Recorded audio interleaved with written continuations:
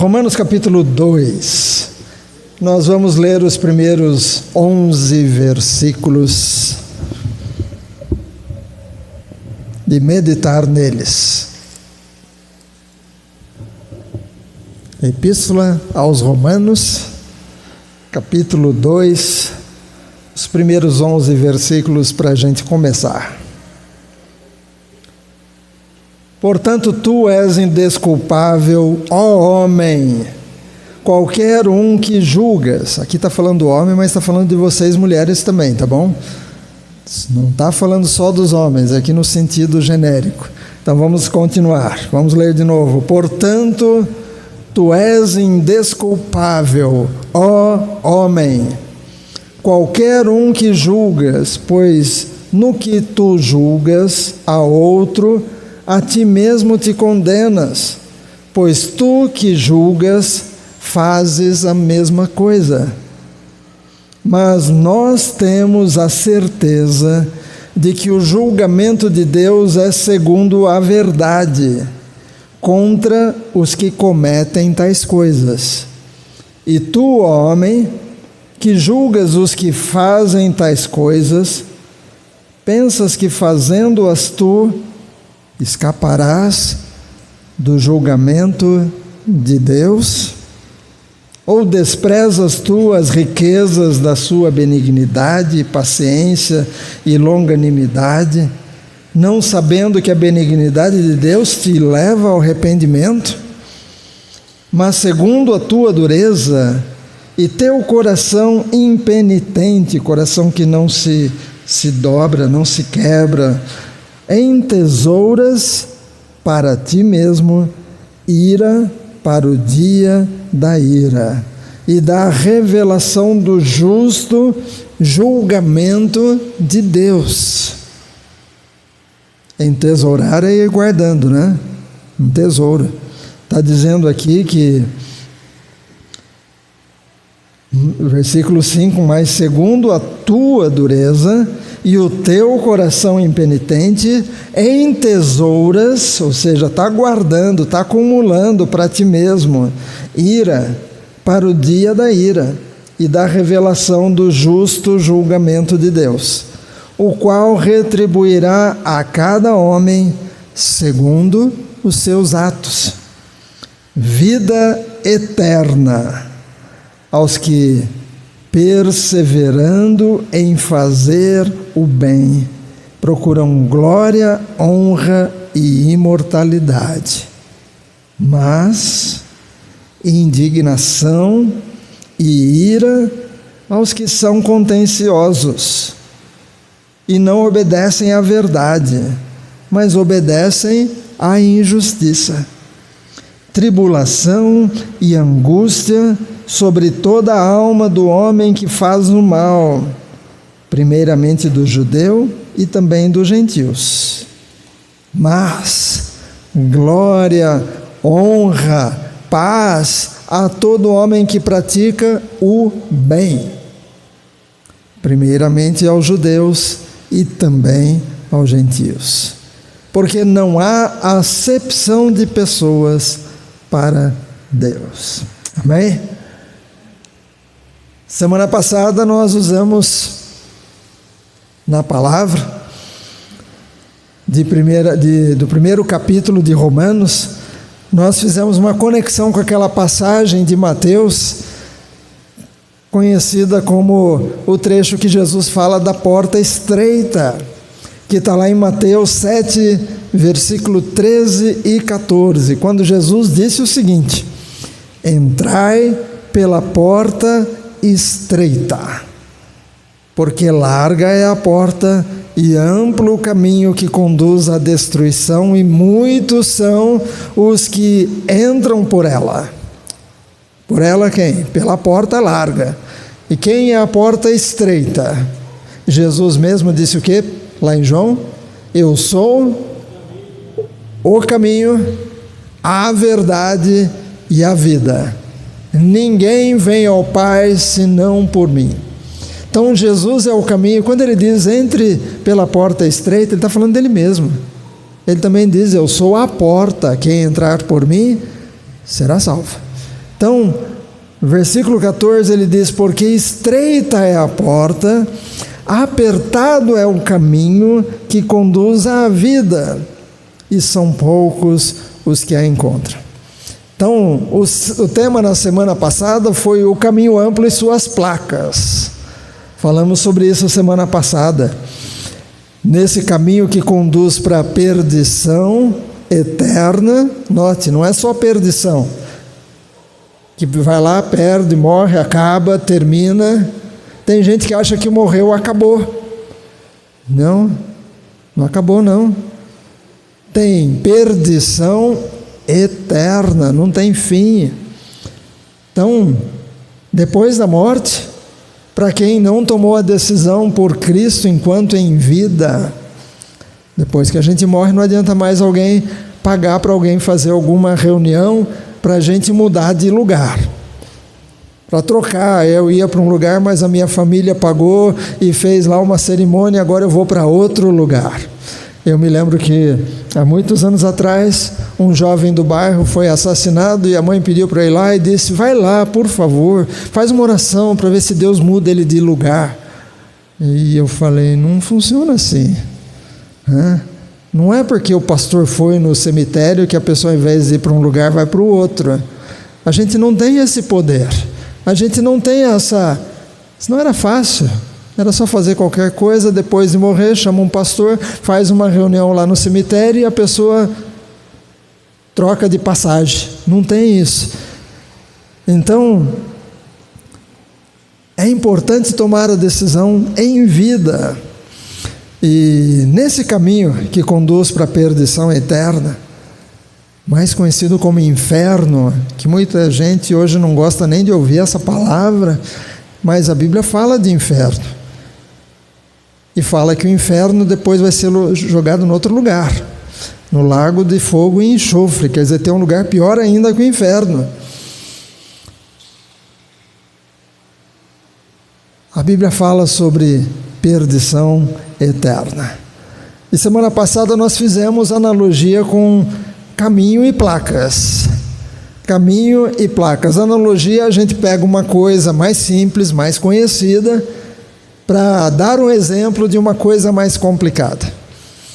Jesus falou sobre porta larga, caminho amplo, que conduz para a perdição. E semana passada nós falamos um pouco e usamos a analogia como estrada. A gente pega estrada e à beira da estrada tem as suas placas, dizendo a tantos quilômetros São Paulo, a tantos quilômetros Rio de Janeiro. Se entrar aqui à direita vai sair não sei aonde, se entrar à esquerda vai sair lá em Belo Horizonte. As placas vão indicando ao longo do caminho. O pastor Jorge de Barros, um cabo-verdiano que de vez em quando eu comento sobre ele foi fazer uma viagem com a esposa numa cidade que eles não conheciam. E ele pegou a estrada na certeza de que ele estava no caminho certo. E foi. E a esposa dele achando que ele estava errado. É sempre assim, né? É sempre assim. As esposas geralmente começam a dizer: está errado o caminho, está errado, mas ele lá foi para frente. Meu pai, quando ia para São Paulo, e se errava, ele errava mesmo. Na época, todo mundo dizia: para chegar a Santo André tem que pegar a Avenida do Estado. Para ir não sei onde tem que pegar a Avenida do Estado. Tudo era Avenida do Estado. E minha mãe dizia: para ali no posto, pergunta. Meu pai: não, é mais ali para frente. Depois de um tempão ele parava para perguntar, né? Mas o pastor Jorge Barros, lá nos Estados Unidos, pegou uma estradinha com a Manuela à noite, a esposa dele, e foram, e ela dizendo: eu acho que está errado. Ele foi, até que de repente o combustível terminou, no meio do nada. E aí o que as mulheres falam? Eu te disse. E ela falou isso para ele, ele virou para ela e disse: ninguém no mundo que eu gostaria de estar perdido a não ser com você. Então aí ela abaixou e entendeu o elogio que ela fez para ela, né? Quer dizer, eu estou errado, mas ainda bem que estamos juntos. Mas nos caminhos tem as placas. E no caminho amplo nós usamos a analogia de que também existem algumas placas. Tem as placas do mal nesse caminho amplo que conduz para perdição eterna, e algumas placas dizem: continue em frente, você está no caminho certo. Ou placas dizendo: não desista, continue nesse caminho largo, não precisa mudar de direção, diz outra placa. Ou placas dizendo: sucesso daqui a 3 quilômetros. Aí você chega a 3 quilômetros e tem outra plaquinha dizendo: mais 3 só. Aí você vai mais 3, é tipo quando a gente está com vontade de ir no banheiro e diz a placa lá: posto de gasolina a tantos quilômetros, só que é um pouco mais que aquilo, e você vai esperando e não chega.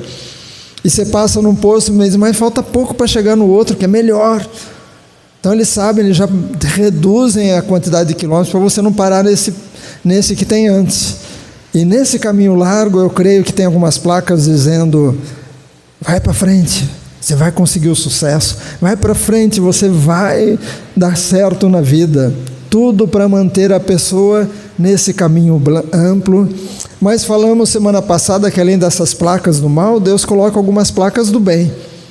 Nós cantamos hoje que os céus anunciam a glória de Deus. E Deus colocou a placa da natureza, porque a natureza mostra para os homens que existe um Criador. Ainda que as pessoas digam que não, eu acho interessante, tem um que fala sobre o universo e vai dizendo quantas constelações, quantas não sei o quê, quantas estrelas, quantos planetas, e vai chegando. A natureza mostra para a gente que existe um Criador. E a pessoa que está nesse caminho largo, ela está vendo a natureza, ela está vendo o sol nascer todo dia e se pôr no final do dia, ela está vendo as aves cantando, está vendo a chuva que vem, a temperatura e tal. Se ela não perceber que tem um Deus que criou tudo isso e não se voltar para esse Deus, são placas que Deus coloca nesse caminho largo. Salmo 19:1 diz: os céus declaram a glória de Deus e o firmamento mostra o trabalho das suas mãos. Mas Deus coloca neste caminho largo também outras placas. Nós usamos o nome de placas do Evangelho. O Evangelho é boa notícia. A boa notícia é de que Jesus é o Salvador.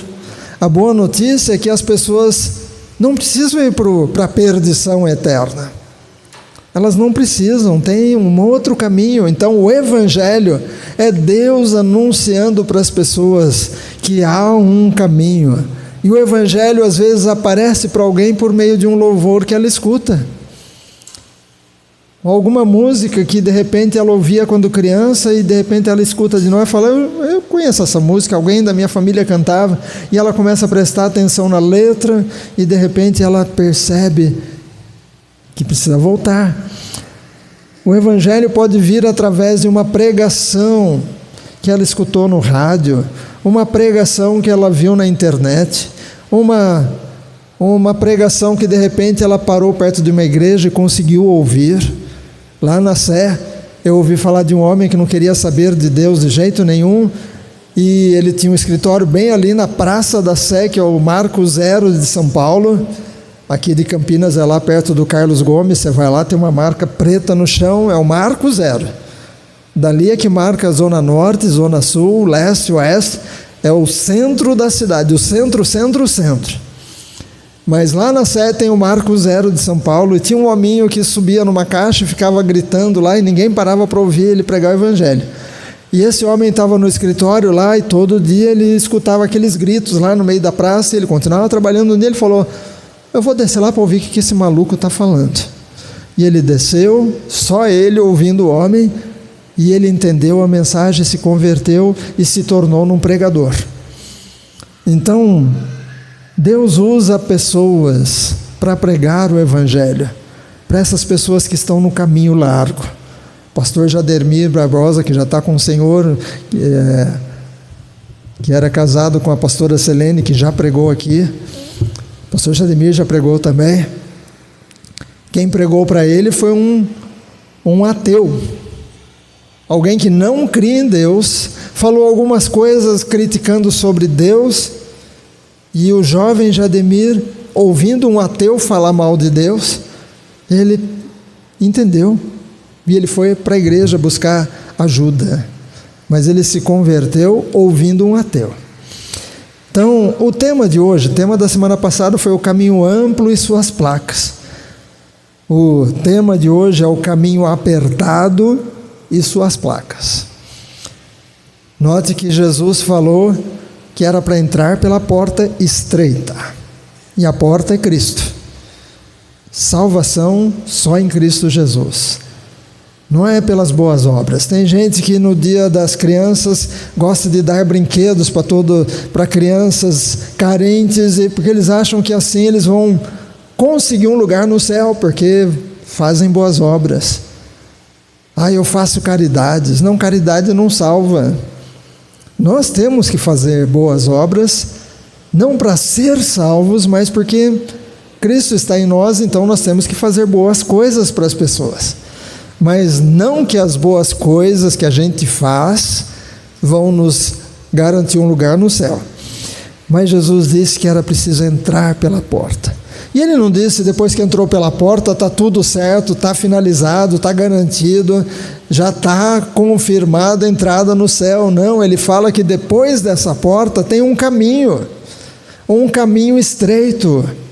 Isso fala para mim e para você de que Jesus está te chamando para caminhar, e caminhar é um passo depois do outro, é constância, é seguir em frente, é algo que é para o resto da vida, caminhar nesse caminho estreito.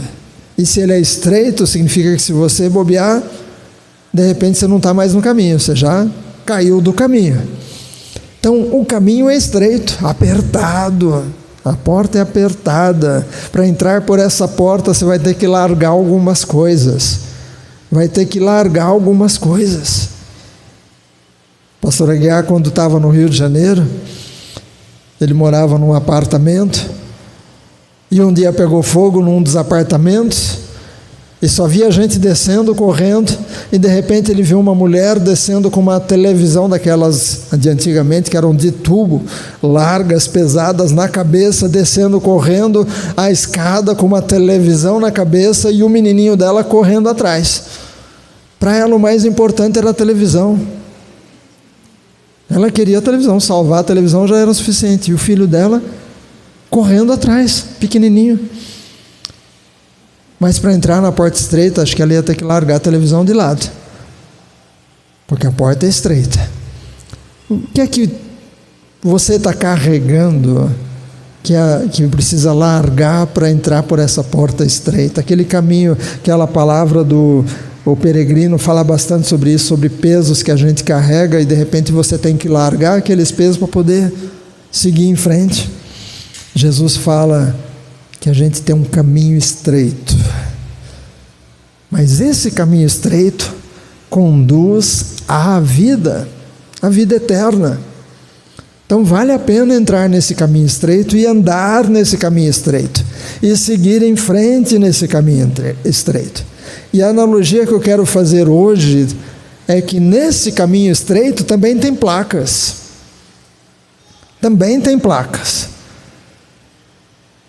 Tem placas do mal. Nesse mesmo texto de Mateus, onde Jesus fala das duas portas e os dois caminhos, que é o versículo 13 e 14, logo depois que ele fala da porta estreita que conduz para o caminho estreito e vai para a vida eterna, o versículo seguinte, versículo 15, ele diz: cuidado com os falsos profetas, que vêm a vós vestidos como ovelhas, ou seja, eles vão aparecer aonde? Dentro das igrejas. Falsos profetas, vestidos de ovelha, mas são lobos com um disfarce de ovelha, e são falsos profetas que vão vir até vós mas interiormente são lobos devoradores. Aí no versículo 16 diz: por seus frutos os conhecereis. Você colhe uvas dos espinheiros? Não, do espinho você vai achar espinho. Aonde a gente colhe uva? Na videira. Você colhe uvas, aliás, figos dos abrolhos? Não. Nos abrolhos você só vai achar coisa ruim. Então, nesse caminho estreito, algumas pessoas que são falsos profetas, eles até se dizem profetas, mas são falsos. E a Bíblia diz que alguns até vão fazer o quê? Sinais e prodígios, para enganar. Então não é porque se diz profeta e fala como profeta e grita como profeta e profetiza e faz sinal e prodígio. A gente tem que observar não o que a pessoa fala, não a postura da pessoa, mas a gente tem que observar quais são os frutos que ela produz. Porque falsos profetas são como que placas do mal nesse caminho estreito, tentando nos desviar do caminho para irmos para o caminho que eles estão convidando. São placas nesse caminho, placas do mal. Placas do mal. Há muitos anos atrás eu li um livro, eu acho que era do Rick Joyner, eu não tive tempo de perguntar para a pastora, acho que chamava Batalha Final, que ele fez a alegoria da vida cristã como se fosse uma alta montanha, que o objetivo de todo cristão seria subir essa montanha difícil para chegar lá no topo. Acho que é esse, né? Rick Joyner, li há muitos anos. Então o objetivo de cada cristão, de cada um de nós seria subir essa montanha. Não sei se você já subiu montanha. Tem montanha, aliás, essa semana teve um caso interessante de alguém que foi subir montanha e se perdeu e se machucou toda. Porque subir montanha nem sempre é fácil. Mas a nossa vida, na analogia que o Rick Joyner fez, é como se fosse subir essa montanha para chegar lá no alto, aonde está a presença de Deus para estar eternamente com Ele. E na visão que ele tem, é como se às vezes nessas veredas, diferentes veredas que tinha para subir nessa montanha, às vezes havia uma bifurcação, e às vezes a pessoa decidia errado nessa bifurcação, e nesse novo caminho que ela escolheu, de repente ela se via lá embaixo de novo. Apesar de que já estava no meio da montanha, pegava um desviozinho ali e voltava lá para baixo outra vez. Tem que fazer tudo de novo, passar tudo de novo por todas aquelas fases. Você já viu casal de namorado que de repente um diz para o outro: vamos dar um tempo? Você já viu isso? Vamos dar um tempo. Às vezes é uma desculpa para dizer: eu não quero terminar, mas não quero dizer que eu não quero mais. Então, vamos dar um tempo, só para a gente... E às vezes o tempo vai ficando e nunca volta. Você já viu o crente que de repente decide dar um tempo para Deus? Ou dar um tempo para a igreja? Deixa eu dar um tempo para a igreja, eu quero estar eu e eu mesmo e tal. E às vezes esse tempo resulta em que a pessoa se esfria. E às vezes quando ela volta lá embaixo de novo, porque ela fala: nossa, tem tanta gente que eu não conheço, já nem sei orar mais, já não sei mais, eu esqueci já um monte de coisa da Bíblia, eu antes dava aula, não dou mais, agora não tenho nem cara de dar aula, porque eu sumi da igreja. E a pessoa tem que recomeçar de novo essa subida. São placas do mal dizendo: dá um tempinho, você está indo muito na igreja, dá um tempinho, sossega um pouquinho. E o pior é quando a pessoa começa visitar igrejas. E visita uma, e visita outra, e visita outra, e vai visitando e vira só um visitador de igreja. Eu conheço muitas pessoas assim, nesses muitos anos de ministério, que só estão visitando. Mas nós somos chamados para caminhar. Caminhar é andar com Cristo e aprender, ir crescendo, ir acompanhando. Se você sabe, você ensina o outro, e o que você não sabe, você aprende. Mas o inimigo coloca placas nesse caminho, tentando desviar desse caminho estreito, tentando conduzir de volta para o caminho largo. Olha ali o que diz Romanos 2, esse trecho que nós lemos. Diz o seguinte, versículo 1: portanto tu és indesculpável. O que é indesculpável? Não tem desculpa. Quando chegar diante de Deus, não vai ter desculpa. Porque as pessoas acham que tudo bem, depois eu chego lá e dou um somebody love com Deus, dou uma desculpa, Não vai funcionar. Está dizendo aqui, você é indesculpável. Não vai colar a desculpa. Não vai colar. Pode até colar na igreja, mas lá diante de Deus não vai colar. O que está dizendo aqui? Porque tu és indesculpável, ó homem. E aí está você também, mulher. Qualquer um que julgas, pois no que tu julgas o outro, a ti mesmo te condenas. Nós não somos chamados para julgar os outros. Quem julga é Deus. Alguém está fazendo algo errado, não julga, não condena, porque julgar já é dizer, está errado, está perdido, não tem mais jeito. A gente não pode fazer isso. Só quem pode julgar é Deus. A gente pode perceber que a pessoa está fazendo algo errado, notar que ela está fazendo algo errado e orar por ela.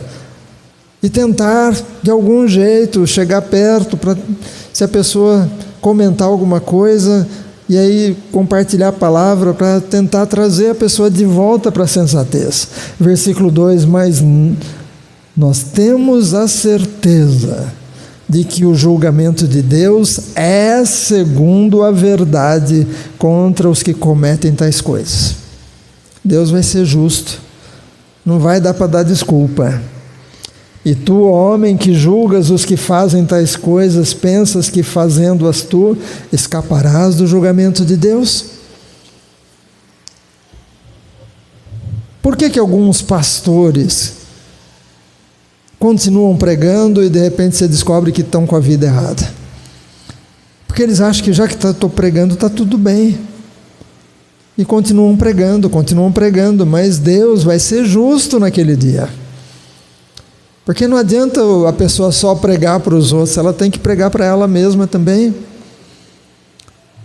Ela tem que entender a palavra e colocar em prática. Não adianta só ensinar para os outros na escola bíblica, tem que colocar em prática também.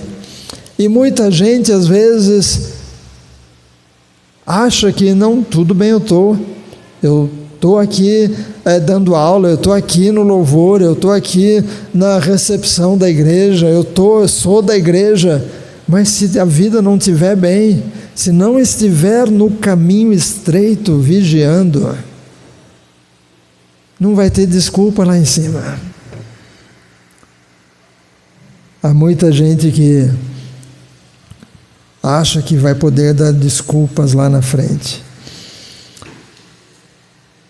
Versículo 5 diz: mas segundo a tua dureza e teu coração impenitente, entesouras para ti mesmo ira para o dia da ira e da revelação do justo julgamento de Deus. Ontem a gente jogou um pouco de Uno no Mercy. É um nível um pouco mais alto do que aquele Uno normal. A gente só conhecia o Uno normal. Aí a Luciana disse que tinha mais 2 tipos de Uno. E ela comprou para o Dudu e para a Laura. É claro que ela comprou, mas para todo mundo jogar, né? E ontem nós jogamos, estávamos em família. almoçando juntos, para amanhã a dona Luizete volta para São Paulo. Então a gente almoçou junto, jogamos o No Mercy. E você vai jogando, tem várias cartas. Tem carta que de repente você está com 2 peças e você tem que passar as 2 por do lado, e você pega de quem está do outro lado aqui com 15 peças. Você estava com 2, de repente alguém põe uma peça, você tem que obrigatoriamente passar as suas e pegar as outras, e aí você muda, de repente está com um monte de carta na mão. Mas tem uma que você põe lá e você tem que dizer qual carta que você tem que achar. E aí o Luiz falou algo interessante. O Luiz disse, e não pode nem pôr a culpa no outro, porque a pessoa que vai comprar a carta, ela tem que dizer, eu vou comprar cartas até achar uma carta azul, por exemplo. Ela que escolheu o azul. Não foi alguém que disse, até achar azul você vai comprar carta. Aí podia jogar a culpa, você escolheu o azul. Ela mesma tem que escolher. Pode tirar uma vermelha, não serve. Pode tirar 4 amarelas, não serve. Até chegar na azul, que é a cor que ele disse. Então nós tomamos decisões. E aqui está dizendo que nós, se estivermos andando errado, estamos entesourando, fazendo depósito para a ira. Eu não quero fazer um depósito para a ira, porque eu vou ter que sacar um dia essa ira toda sobre a minha vida. Então, nesse caminho estreito, nós temos que vigiar. Os falsos profetas querem nos tirar do caminho, ficar julgando os outros, achando que tudo bem se eu fizer coisa errada, mas eu continuo pregando, continuo escrevendo. Essa semana várias coisas aconteceram por causa de um escritor. Não adianta só continuar escrevendo. E o coração como está? Como está? A gente tem que permanecer no caminho.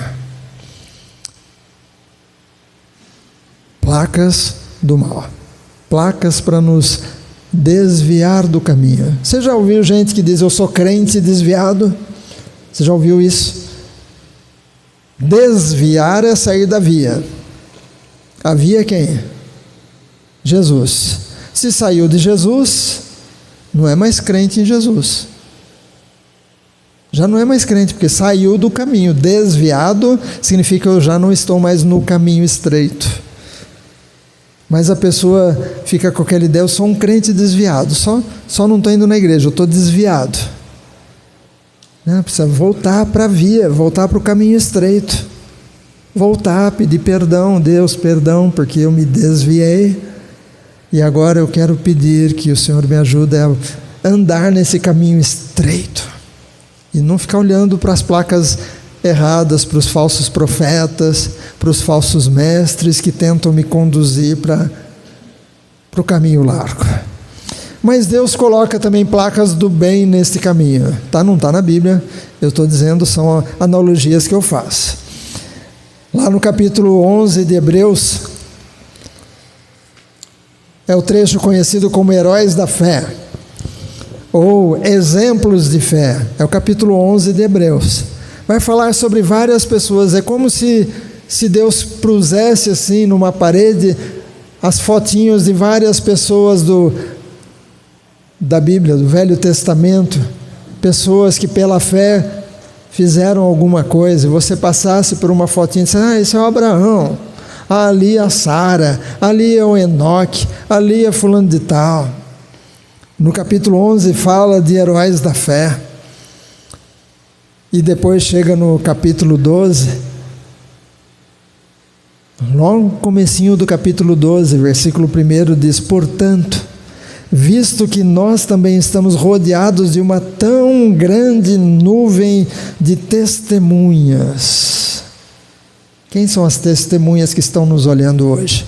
São as pessoas que estão no capítulo 11? Não, são os anjos, Deus Pai, Deus Filho, Deus Espírito Santo. Então, são testemunhas, estão olhando tudo que a gente faz. Mas a gente pode olhar para essas pessoas do capítulo 11, que a vida deles está narrada aqui, e compreender que eles deixaram exemplos para nós. Diz ali no versículo 12, aliás, capítulo 12, versículo 1: portanto, visto que nós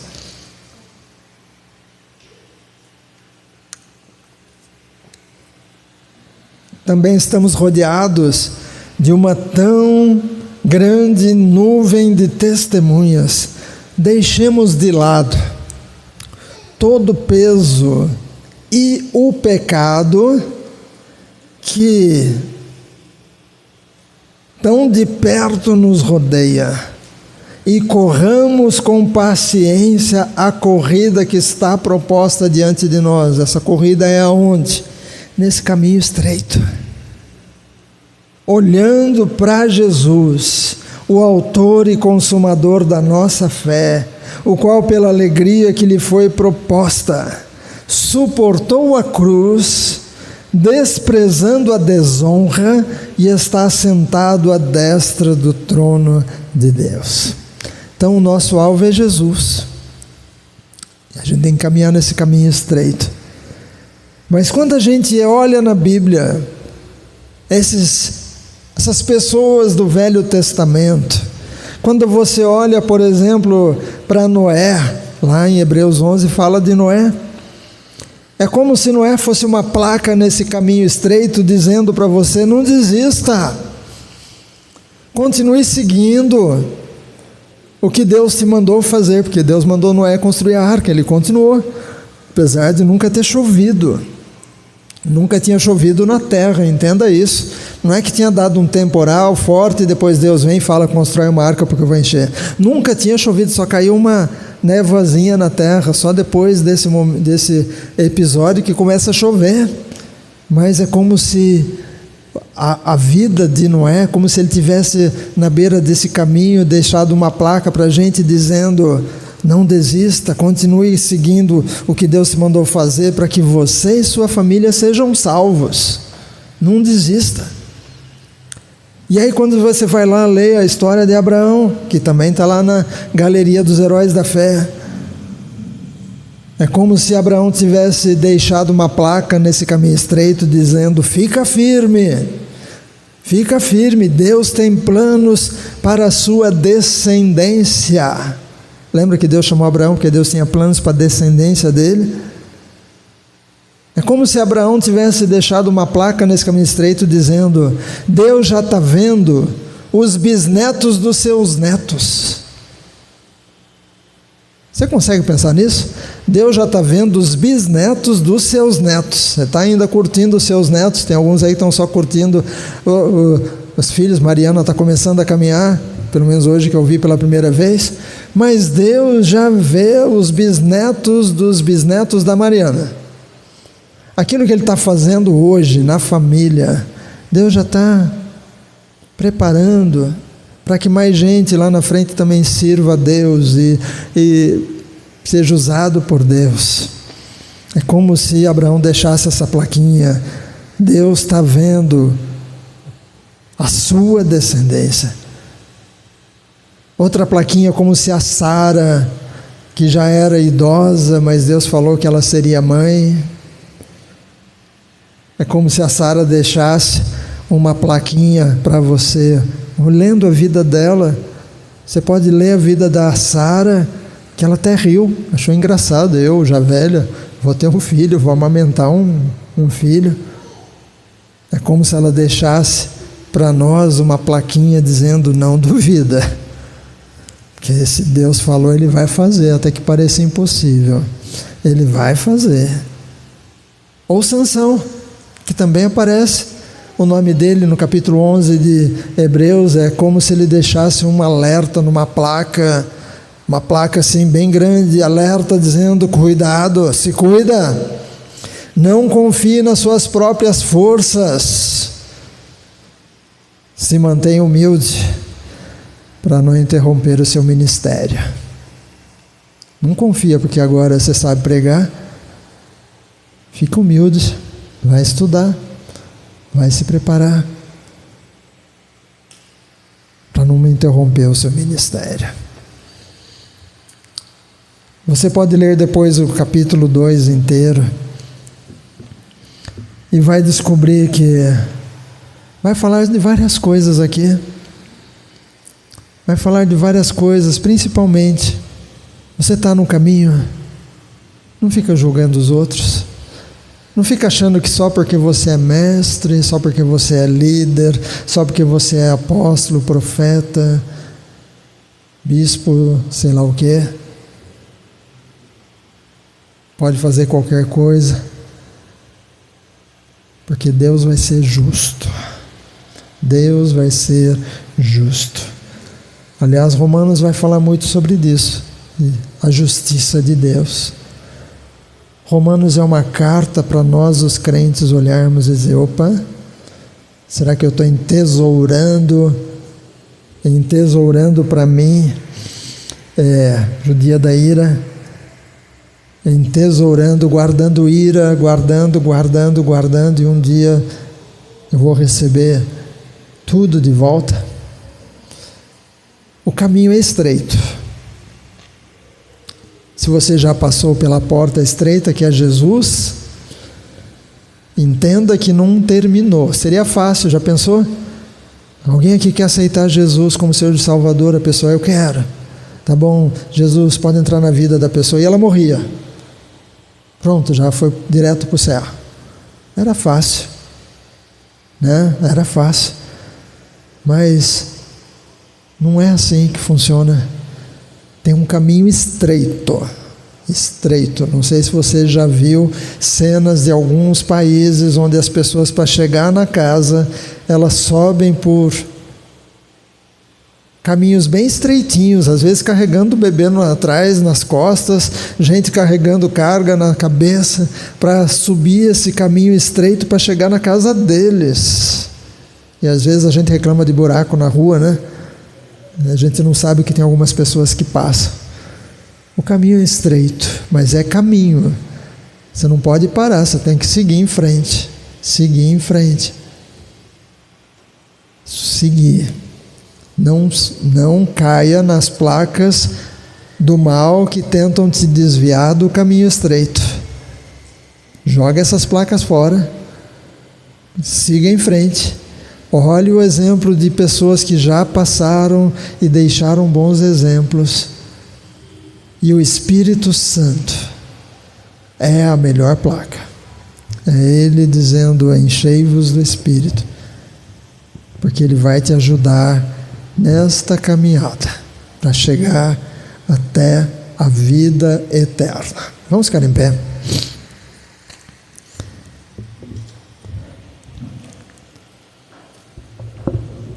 Abaixe sua cabeça, feche seu olho.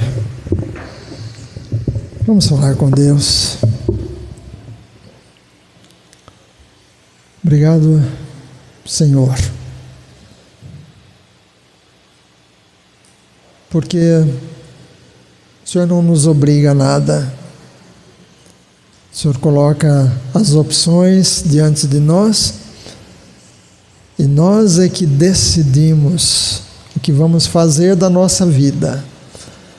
Nós é que decidimos se vamos continuar cuidando da nossa vida, fazendo aquilo que a gente acha que é bom, fazendo aquilo que outros fazem, e às vezes nem nos damos conta que o caminho é largo, são muitos que entram por esse caminho. Pode até parecer que é um caminho prazeroso, um caminho que traz felicidade, mas é tudo falso, é tudo temporário, é tudo propaganda enganosa, é tudo só para iludir, é tudo só para trazer uma ideia de que compensa. Mas a tua palavra diz que lá no fim vai ser a perdição, e a perdição é eterna. Mas, ó Deus, o Senhor também coloca diante de nós a opção, que é a única, que é Cristo. É entrarmos pela porta estreita, apertada, e caminhar nesse caminho estreito, sem desistir, ainda que pareça difícil, ainda que pareça um caminho penoso, mas no final, tudo vai compensar. No final. E é naquele final que nós queremos chegar. No final vai compensar. Ó Deus, cada pessoa que entrou aqui hoje, talvez alguém hoje queira dizer: eu quero entrar nessa porta estreita, ou eu quero voltar nesse caminho estreito, eu quero voltar. Eu entendo que eu preciso tomar decisões, eu entendo que eu preciso buscar mais, eu entendo que eu preciso abandonar alguns conceitos, algumas companhias, alguns hábitos, para caminhar nesse caminho estreito que Cristo está me convidando para eu caminhar. Alguém hoje gostaria de caminhar nesse caminho estreito? Se você quer, eu quero orar com você.